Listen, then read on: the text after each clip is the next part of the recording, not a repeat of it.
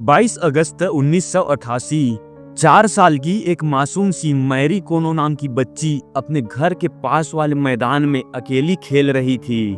दोपहर का समय था। उस बच्ची के पास अचानक एक कार आकर रुकती है। उस कार में से निकलता है एक शख्स का हाथ, जो कि ठीक ऐसे ही दिखाई देता था। इन हाथों को देखकर वो बच्ची काफी ज्यादा डर जाती है, लेकिन वो जब तक समझ पाती कि उसके साथ क्या होने वाला है, तब तक वो शैतान उसे अपने कार में बंद करके उसके घर से बहुत दूर ले जा चुका था। उसके बाद उस शैतान ने उस बच्ची के साथ क्या क्या किया, ये जानकर आप भी कांप जाओगे। उसने उस बच्ची को धीरे धीरे गला दबाकर तब तक तड़पाया जब तक उसकी मौत न हो गई। उसके बाद उस शैतान ने उस बच्ची के शरीर से कपड़ा हटाया, फिर ऐसी दरिंदगी की जो मैं आपको बता नहीं सकता। उस दरिंदे ने उस बच्ची की लाश को बिना कपड़ों के जंगल में सड़ने के लिए छोड़ दिया। इस इंसान की दरिंदगी केवल यहीं तक सीमित नहीं थी, ये तो बस एक शुरुआत थी। वो इंसान रात को वापस उसी जगह पर आया जहां पर उसने उस बच्ची के लाश को फेंक दिया था। उसके बाद उस दरिंदे ने उस बच्ची के हाथ, पैर और दांतों को अलग करके उसी बच्ची के घर पार्सल भेज दिया। Welcome to the show, my name is Ritesh and you are watching the case of otaku murder. Japan में सुटोमू नाम का एक ऐसा कातिल था जिसे लोग ओटाकू मर्डरर के नाम से जानते थे। इस कातिल का हाथ कुछ ऐसे दिखाई देता था जिसे लोग डेविल हैंड भी कहते थे। सुटोमू का ये जो कलाई वाला हिस्सा होता है वो काम ही नहीं करता था, इसलिए स्कूल में उसके ज्यादा फ्रेंड भी नहीं थे। उसके हाथ कुछ अजीब तरह से दिखते थे, इसलिए उसके परिवार वाले भी उससे ज्यादा प्यार नहीं करते थे। सुटोमू के ऊपर किसी ने भी ध्यान नहीं दिया कि वो कब क्या कर रहा है, और धीरे धीरे उसका यही अकेलापन उसे एक ऐसे रास्ते पर ले गया जिसके वजह से कई मासूमों ने अपनी जान गंवा दी। धीरे धीरे वो इंटरनेट पर कुछ बुक्स पढ़ने लगा, ऐसे बुक्स जो उसे एक अलग ही दुनिया में ले जाती थी। फिर उसे मूवी देखने का मन हुआ। वो हॉरर के कुछ ऐसे मूवी देखता जिसमें विलन अपने शिकार को तड़पा तड़पा कर मारता था। सुटोमू उसके साथ मजाक उड़ाने वाले हर उस व्यक्ति के साथ ऐसा ही करना चाहता था जैसा कि वो मूवी में देखता था। अब धीरे धीरे सुटोमू बड़ा होने लगा।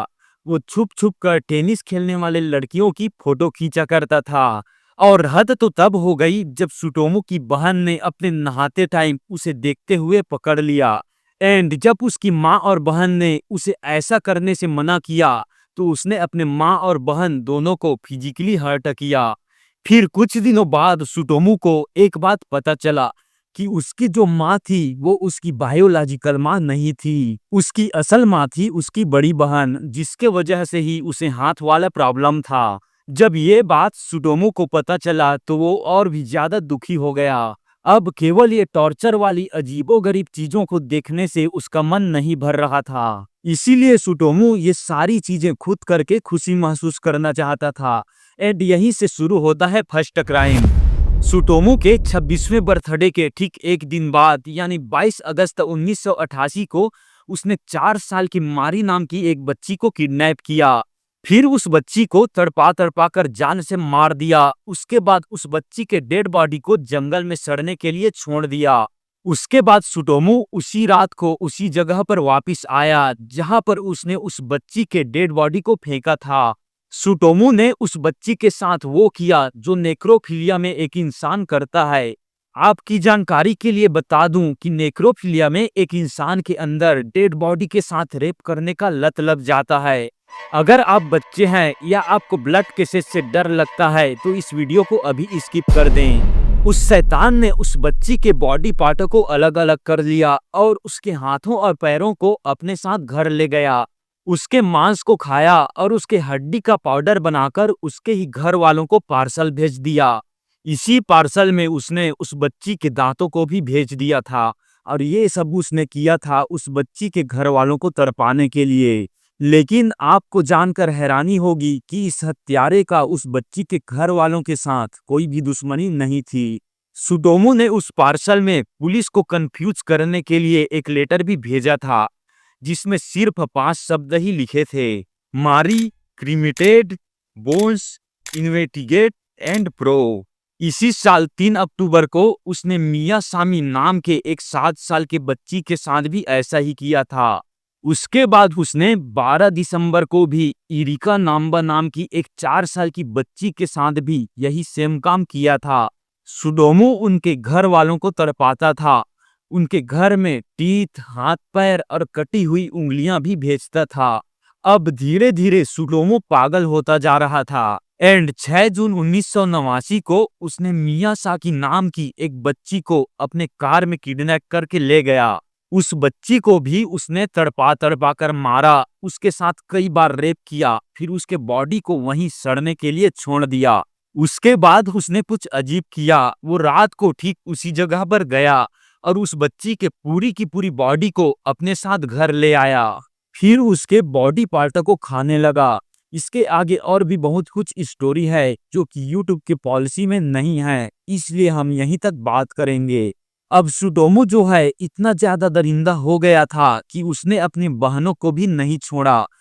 एक दिन उसने अपने दोनों बहनों को शिकार बनाने का प्लान बनाया, लेकिन किस्मत से उनमें से एक बहन वहां से भाग निकली और फौरन पुलिस को बुला लाई। जब पुलिस वाले सुटोमू के रूम की तलाशी लेते हैं तो उनके होश उड़ जाते हैं। सुटोमू के रूम में बहुत सारे बच्चियों के हाथ पैर लटके हुए थे और साथ ही बहुत सारे डार्क वीडियो का कलेक्शन भी पाया गया। फाइनली 23 जुलाई 1989 को सुडोमू को अरेस्ट कर लिया गया और उसे मौत की सजा सुनाई गई। लेकिन उसने जिस तरह से मासूम बच्चियों को तड़पा तड़पा कर मारा, उसके सामने मौत की सजा भी कम है। हमारे देश में भी ऐसे क्रिमिनल्स के लिए कुछ ज्यादा पनिशमेंट नहीं बनाई गई है, जिस वजह से क्रिमिनल्स निडर होकर ऐसे केस को अंजाम देते रहते हैं। एनीवे, ये था आज का केस। आप अपना ख्याल रखिए। मिलते हैं ऐसे ही नए केस के साथ। बहुत बहुत धन्यवाद।